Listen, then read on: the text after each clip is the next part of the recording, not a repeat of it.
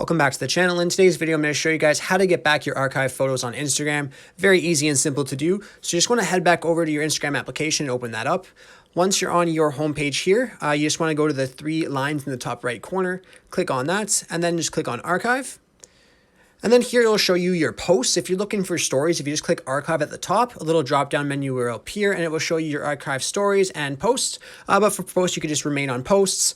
And then here's a post I have archived. All you have to do to put it back is just click on the three dots beside the post at the top right, and then click show on profile. And then you'll notice if you go back over to your profile, it will then show that post on your profile again.